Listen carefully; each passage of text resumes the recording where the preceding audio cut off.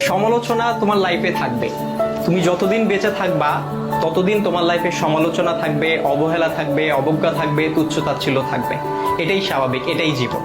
তবে এই যে সমালোচনার, এই যে তুচ্ছ-তাচ্ছিল্যতা, এই যে অবজ্ঞা, এই যে অবহেলা, এই বিষয়গুলোকে খারাপ লাগার দিক হিসেবে নিলে হবে না। এগুলোকে তোমার অনুপ্রেরণা হিসেবে নিতে হবে। কারণ তুমি যখন এগুলোকে অনুপ্রেরণা হিসেবে নিবা, তখন এটা তোমার মধ্যে একটা জেদ তৈরি করবে। আর যেই জেদটা তোমাকে কঠোর পরিশ্রম করতে কি করবে ভাইয়া? অনুপ্রাণিত করবে। তোমার কঠোর পরিশ্রম করতে গিয়ে তোমার সব ধরনের ক্লান্তিগুলোকে দূর করে দিবে। আর যখন তুমি একবার কঠোর পরিশ্রম করতে শিখে যাবা, তখন স্যাক্রিফাইসের যে বিষয়টা, এই বিষয়টা তোমার মধ্যে অটো চলে আসবে। সুতরাং এই যে, আর সবকিছুর সাথে যদি বলো যে এই যে সমালোচনা, এই সমালোচনার পাশাপাশি জেদ, কঠোর পরিশ্রম, স্যাক্রিফাইস, আর এগুলোর সাথে যখন মেধার সংমিশ্রণ ঘটবে, তখনই তোমার স্বপ্নগুলো পূরণ হবে।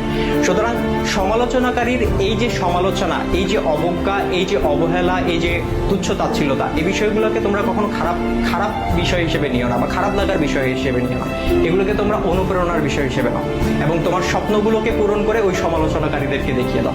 দেখা হবে বিজয়ে।